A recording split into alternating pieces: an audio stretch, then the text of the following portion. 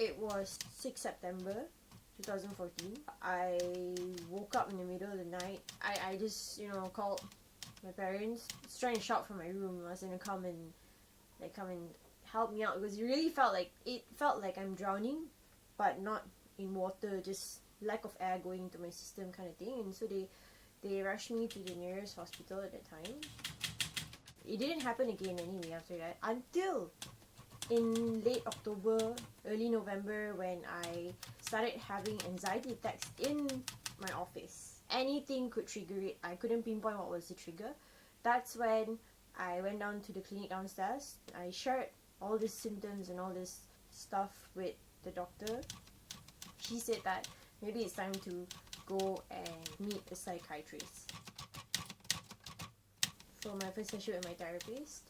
And she diagnosed me at the end of it, and then she said, like, you have a chronic underlying depression, because it's based on traumatic experiences that has been built up from young up until 24 years old. So it's like, whoa, is this real?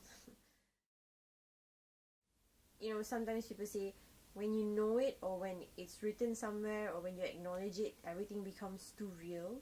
So I guess that's what happened, because after I found out that I've been diagnosed, random things would trigger me. I would just break down crying in public. I remember crying a lot on the train, for God knows what reason.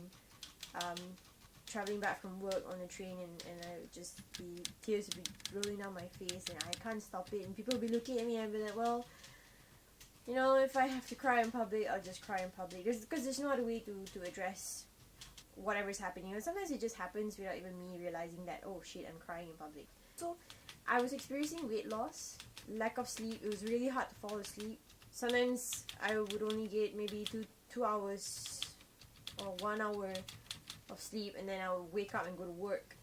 Loss of appetite. Not even my favorite food would make me feel like I would want to eat it. It's just meh. Before I got diagnosed, I didn't really know all these things were happening, but after that, maybe there was some sort of realization that these were the symptoms that I was experiencing.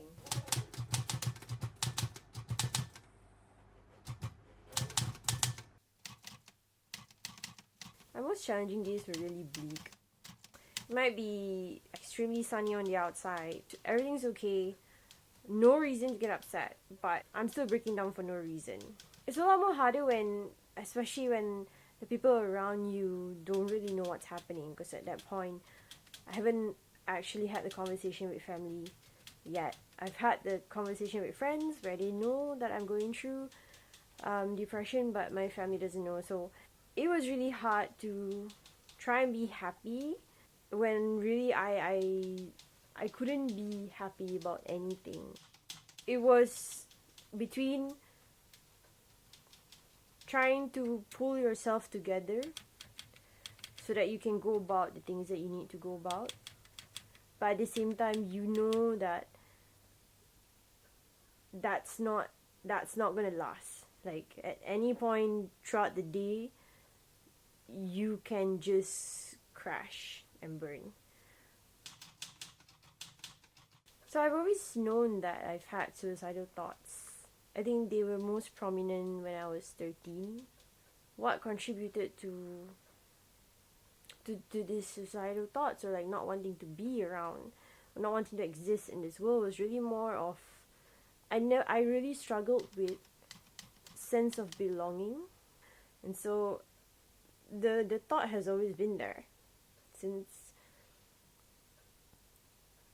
I was a teenager. But it was never really, like, back then it was just more of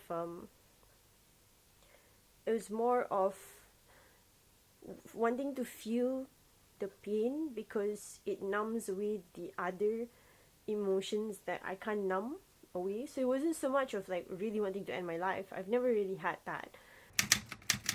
In 2015, it was either 11 or 12 February 2015. I've had like at this point I knew that I was diagnosed with depression. I've been going for therapy for a month. My medications weren't really helping me, in terms of enhancing my mood and stuff like that. And I had this really long day at work, and then I came back home, and things at home were also kind of chaotic as well. That was something my dad said to me that made me feel like, you know what, that's it. I'm done with this world. Like, no matter how hard I try, there's no way I can fix things, or there's no way to just to get through. You know, I'm so tired of trying. I think that was like one of my toughest day, and I was like, you know, that's it. You know, you win life. I don't want to do this anymore. And so that was when like all this, when it was like everything else zoned out from my perspective, and all I wanted to do was just end my misery, so to speak, like to just not feel anything at all. I didn't.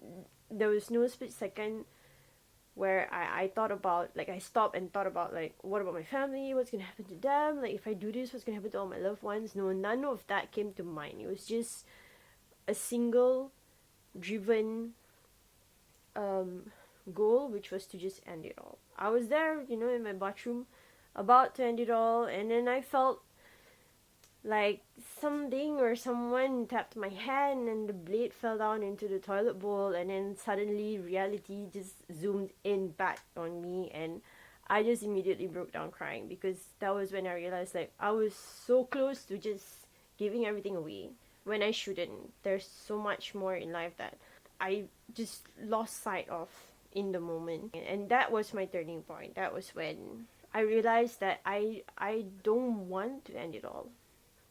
And it gets tough some days. Everyone goes through it. I know everyone goes through it. We all go through different levels of it. But it doesn't mean that I should throw it all away, or people should throw it all away.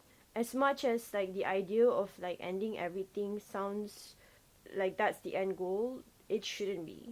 There must be a way to go about it. There must be a way to kind of just work through it. And that's when I realized, like, there is a light at the end of the tunnel. That's my turning point. That's when I told myself, like, I never want to go down that rabbit hole again. And I'm always gonna take 10 seconds to just like catch my breath and really assess like what I'm gonna do next. Some of the key things that really helped was, the first thing was really just educating myself about what depression really means, and what it means for each person experiencing it. And because at first I struggled with the idea, because it automatically made me question my ability to perform as an employee, my ability to perform as like a friend, as a family member and stuff like that. You know, I thought that, oh, that's it. I'm not gonna be able to give 100% after this. So that was like a mental block for me to progress. But after understanding it a little bit better, then I kind of understood like how to go about it in my own way. And then talking about it with my therapist helped a little bit. But then after that, I felt like talking about it with my friends, especially my friends and my family, helped me a lot more, because sometimes they see things that I don't see in myself. I had an amazing support system. After realizing that when you have a good support system, when I had a good support system, it changed a lot of things for me. And it felt like I was on a journey with them to figure out how we can get through this, like how they can help me get through this. I no longer felt alone in it, and so I no longer felt alone in this world. That's the key thing that really propelled me forward and like helped me get through it, helped me overcome it.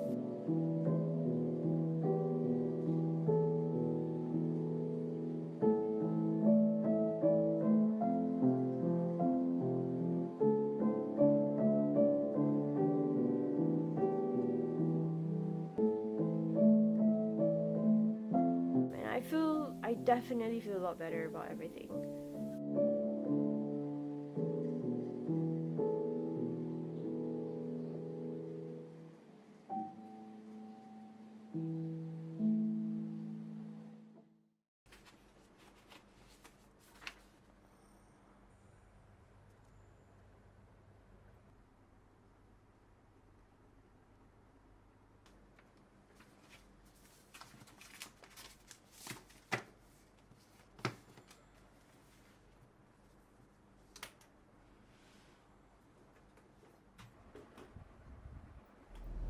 I think depression starts off as something that you experience, like blues that you experience on a daily basis. So it starts off as everyday blues, but over time, when you learn to cope with it, when you learn to like get a hold of it, know how to manage it better, it becomes something that you experience from time to time. So it's like blues you experience from time to time. So it's not everyday blues anymore. But to an extent, throughout your depressive state, you would experience everyday blues at first. Yeah. So I'm curious to see if Shaf and Rachel feels the same way about depression, whether they feel like it's an everyday blue or not.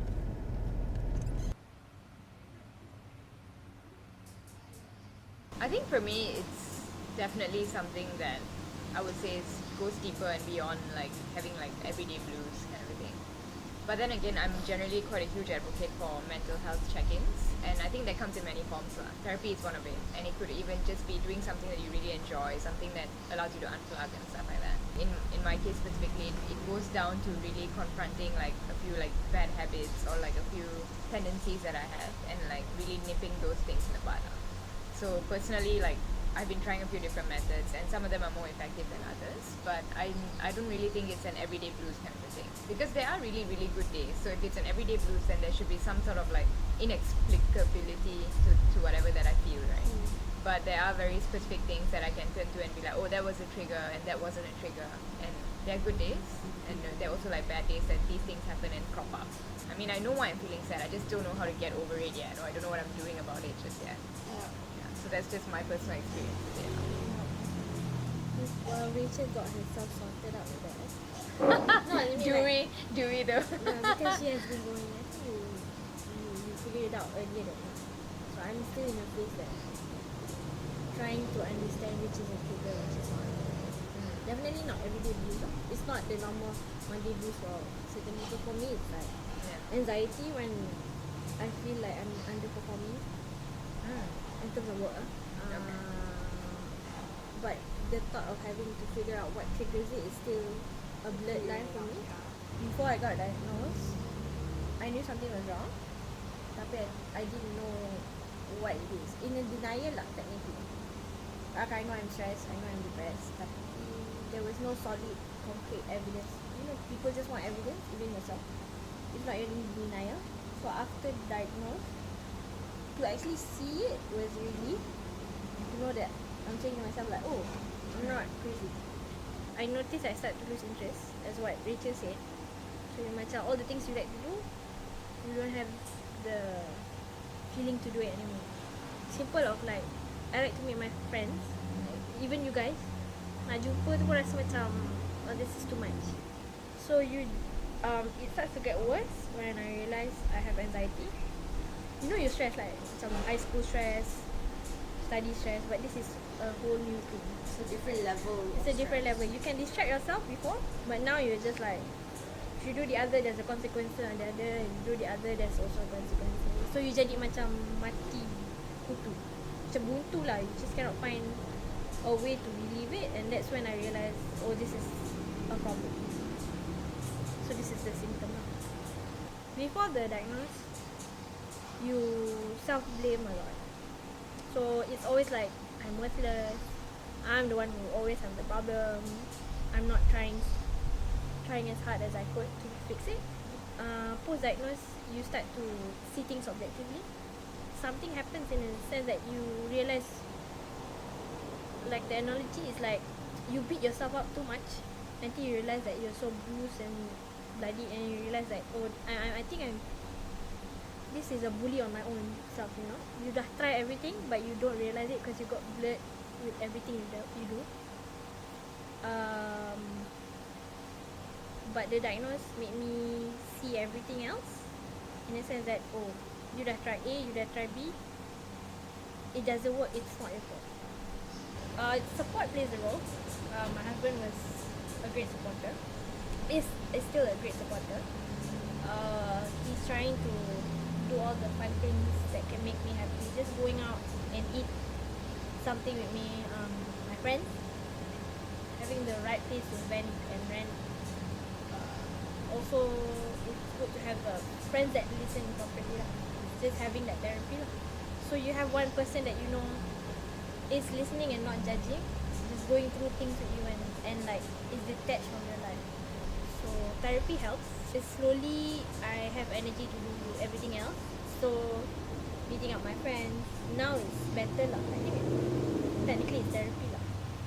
So why are we putting such a stigma on mental health? Because I feel like in a way your mind is also an organ that you need to exercise, and sometimes you need a personal trainer and sometimes you don't. But you do have to like keep consistent with your fitness levels and like your fitness routines. So I think the main thing I would tell this person is honestly it's really not a problem for you to go ahead and like learn what is good for you.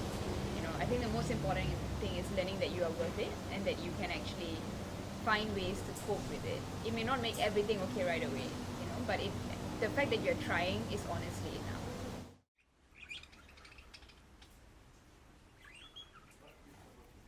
Or if you feel really alone and lost, it's okay to just reach out for help. It's okay to talk to people about it.